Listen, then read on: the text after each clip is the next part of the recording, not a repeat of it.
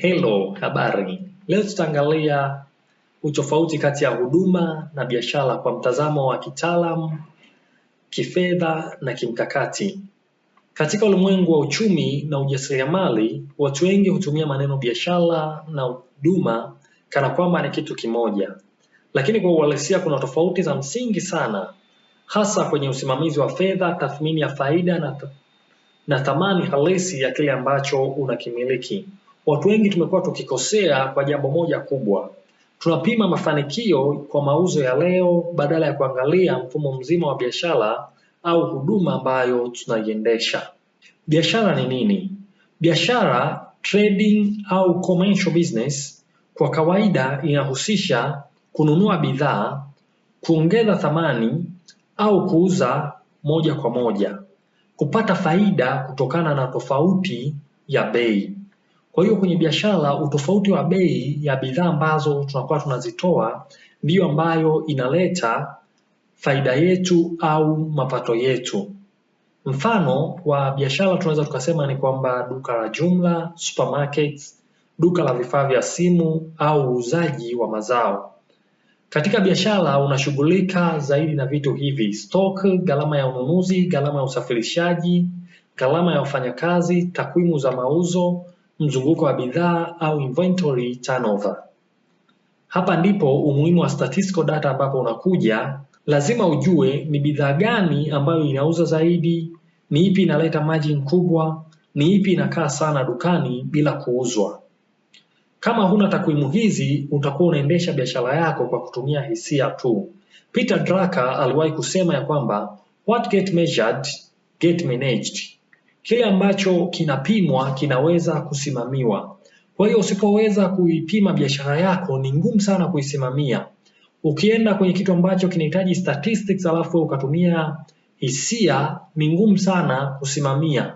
Kuna wakati unaweza ukaenda vizuri, lakini ikitokea changamoto au ikatokea jambo fulani unaweza ukajikuta kwamba unaanguka. Watu wengi wamekuwa kwamba wakiwa na biashara, ikifika wakati ukafika kwenye ujenzi unakuta biashara yao inayumba, au wakati fulani ikifikia wakati akawa anasomesha, biashara inakuwa inayumba kwa sababu statistical data za biashara, ajue kwamba mtaji wake ulikuwa ni kiasi gani na aendelee ku-maintain na kukuza mtaji, anashindwa kujua katika hilo. Bila kupima data huwezi kusimamia biashara kitaalamu. Lakini tuje kwa upande wa huduma. Huduma ni nini? Huduma naweza nikasema ni service business ambayo inahusisha kutoa ujuzi, utaalamu, muda, uwezo wa kiakili au hata wa kimwili.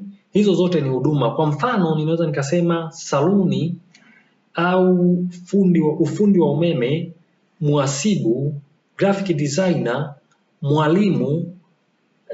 Tukija kwenye sehemu nyingi ambazo watu wanakuwa wameajiriwa kama mashuleni, hospitali, kote kule wanakuwa wanatoa huduma. Na kama unamiliki hospitali bado wewe unatoa huduma.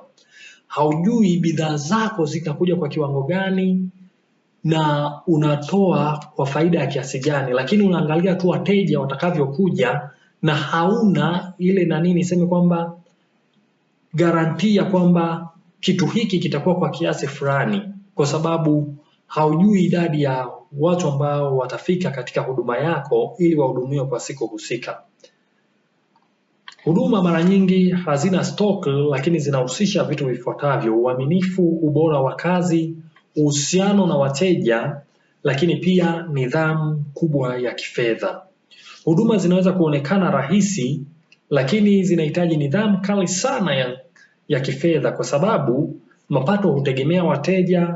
Hakuna bidhaa ya kushika mkononi. Warren Buffett alisema ya kwamba price is what you pay, value is what you get. Huduma nzuri hujengwa kwenye thamani, si bei tu. Baada ya kuangalia utofauti wa vitu hivyo viwili, tuje tuangalie tatizo kubwa ambalo linatukumba sana. Watu wengi tunakuwa tunakumbwa na tatizo moja ambalo linatutesa katika biashara au huduma ambazo tunazitoa. Leo nimeuza labda 100,000. Ninajikadiria tu kwamba hapa kwenye hii 100,000 faida inaweza ikawa ni kiasi gani, bila kujua kwamba ni bidhaa gani ambazo zimeuzwa, bila kujua kwamba bidhaa ambazo zimeuzwa zina faida tofauti tofauti na ipi ambayo imetoka kwa faida gani, ili kusudi nijue kwamba kama 100,000 alafu bidhaa zangu zilikuwa labda zina margin ya shilingi 200, nimeuza bidhaa kwa shilingi 1000, nilinunua 800, kwa hiyo faida yangu ikawa ni 200 tu. Kwa hiyo unakuta kwamba kwenye 100,000 kama ni bidhaa ile ile, inakuwa kwamba mtaji unabaki kwa 80,000, alafu 20,000 ndio ambayo ni faida ya biashara yangu. Lakini pia kuna mambo mengi ambayo wengi tunayasahau kama umeme, kodi ya pango, mshahara, gharama za usafiri na hasara kwa bidhaa ambazo zinaharibika. Kwa hiyo faida ya mauzo tunaipata kwa mauzo, kutoa gharama zote ambazo tumetumia. Hata usafiri tu kwenda kazini au kwenda kwenye biashara yangu pia unatakiwa uhesabiwe katika sehemu ya matumizi. Robert Kiyosaki anasema ya kwamba it's not how much you get au how much you make, but it's how much you keep. Kwa hiyo kile kiasi ambacho utakuwa unakibakiza kutoka kwenye matumizi yote ambayo umeyafanya ndicho ambacho kinatengeneza thamani katika maisha yako au mafanikio katika maisha yako. Sasa tuangalie utofauti kati ya thamani ya biashara lakini pia mtaji wa kwanza. Wengi tunajua mtaji wa kwanza ambao tuliuanzia, lakini kwa sasa hatujui thamani ya biashara zetu. Kwa hiyo unakuta kwamba ninajua nilianza na 200,000 lakini sasa sijui thamani ya biashara yangu imefikia kiwango gani. Kwa hiyo hata nikitaka kuipandisha thamani siwezi kuipandisha kwa sababu sijui biashara yangu imefikia thamani gani. Lakini nikiwa ninajua kwamba nilianza na mtaji wa 200,000, nilianza na mtaji wa 2,000,000, sasa hivi nimefikia 4,000,000, ni rahisi sana kujua ninaweza kuipandisha thamani ya biashara yangu kwa namna gani. Na kitu cha msingi sana katika upandishaji wa thamani ya biashara yako ni kujua bidhaa ambazo zinakupa faida kubwa zaidi. Usipojua bidhaa ambazo zinakupa faida kubwa zaidi na bidhaa ambazo zinauzika zaidi, unaweza ukapata changamoto kubwa sana katika kutengeneza thamani ya biashara yako. Ukajikuta kwamba unauza vitu ambavyo vinaleta faida ndogo, alafu unakuwa na matumizi makubwa sana ya fedha ambayo inakuwa inadidimiza mtaji wa biashara husika. Thamani ya biashara haipimwi kwa mtaji wa kwanza, inapimwa kwa faida halisi kwa mwaka, uaminifu wa wateja, mfumo uliopo, data za rekodi na ukuaji wa biashara. Jeff Bezos alisema ya kwamba your brand is what people say about you when you are not in the room. Kwa nini watu wengi hatuendelei mbele?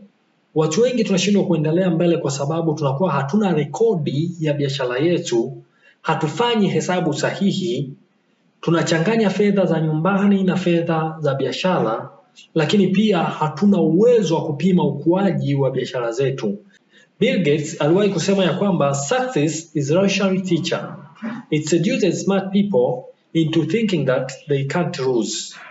Ukiona mauzo yanapanda usijidanganye.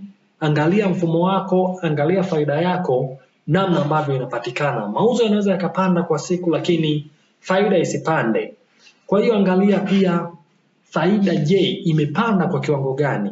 Labda nina biashara ya electronics ambapo ninauza simu, ninauza na TV. Simu zangu mimi nitakadiria tu labda ninauza simu za 50,000, halafu nina TV ambazo ni za 200,000.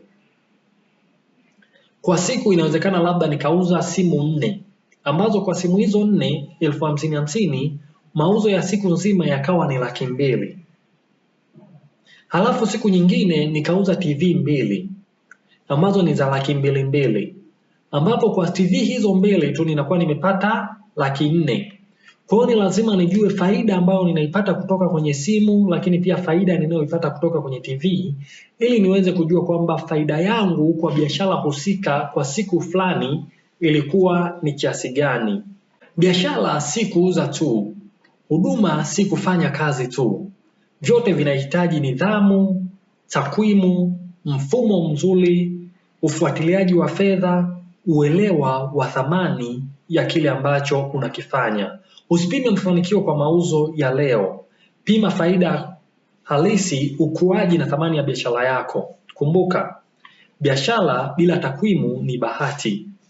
Huduma bila nidhamu ya kifedha ni hatari.